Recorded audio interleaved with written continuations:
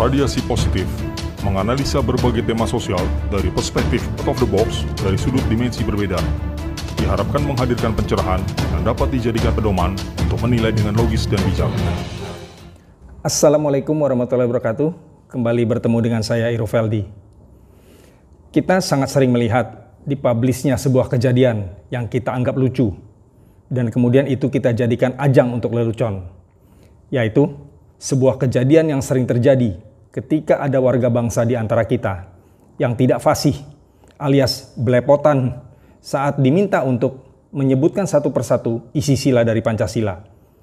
Dan lalu ramai-ramai itu kita jadikan sebagai bahan tertawaan. Kejadian itu bukan satu atau dua kali, tapi sudah teramat sangat sering. Dan lama-lama bisa menjadi kebiasaan yang menyimpang, yang dianggap lumrah. Orang yang tidak hafal Pancasila makin banyak. Dan aksi menjadikan ini sebagai materi lucu-lucuan pun semakin marak. Bukan lucu-lucuannya yang jadi masalah, tetapi fakta ditemukannya secara nyata bahwa pengetahuan Pancasila di kalangan masyarakat semakin menipis. Sebelum melanjutkan ke pembahasan tema berikut ini, jangan lupa untuk like-nya dan tentunya klik tombol subscribe. Terima kasih. Kita jadikan hal itu lelucon lucu-lucuan yang menghibur buat kita.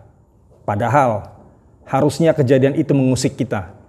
Mengusik kita untuk merenung dan berintrospeksi. Bagaimanalah mungkin sebuah negeri yang rakyatnya dan juga pemerintahnya sangat mengagung-agungkan yang namanya Pancasila dan menjadikan Pancasila ini sebagai landasan dasar utama bernegara.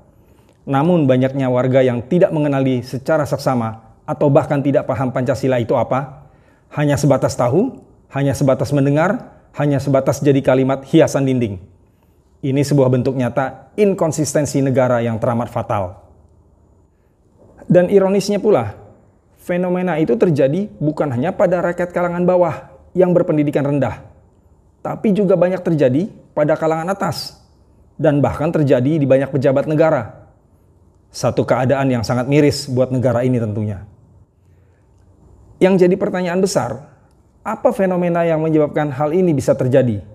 Dan siapa yang paling bertanggung jawab atas hal ini? Sangat jelas, yang paling bertanggung jawab dan patut dipersalahkan adalah pemerintah.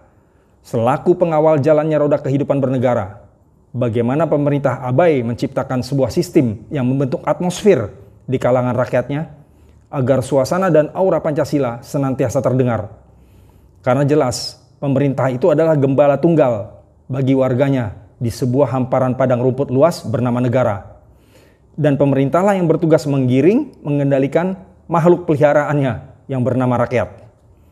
Dan juga sudah kodratnya pula bahwa rakyat hanyalah selaku pengikut yang akan manut pada apa yang diarahkan padanya.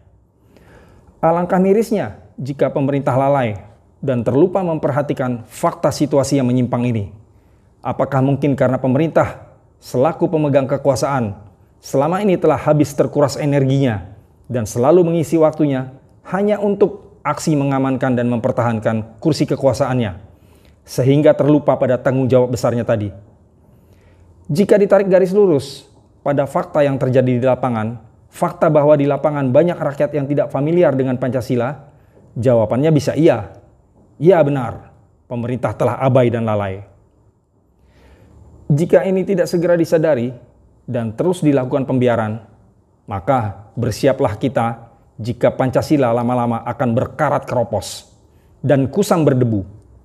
Dan pada saat itulah akan terbukanya celah pengaruh asing yang negatif yang tidak selaras dengan Pancasila akan masuk. Masuk bukan karena Pancasilanya yang runtuh, tapi karena implementasi dan penerapan nilai-nilainya dalam kehidupan bermasyarakat yang telah luntur. Demikian sekadar pemaparan singkat saya ini, pemaparan yang mengusung niat baik untuk adanya gerakan korektif dan perbaikan. Dan sekiranya teman-teman sependapat dengan pemaparan saya di atas tadi, mari silahkan bantu sebarkan konten ini.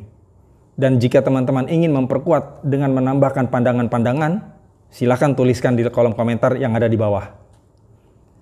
Semoga pemaparan saya di atas ini dapat disikapi dengan positif dan bijak tentunya, dan kiranya bermanfaat bagi kita semua. Demikian, Wassalamualaikum warahmatullahi wabarakatuh.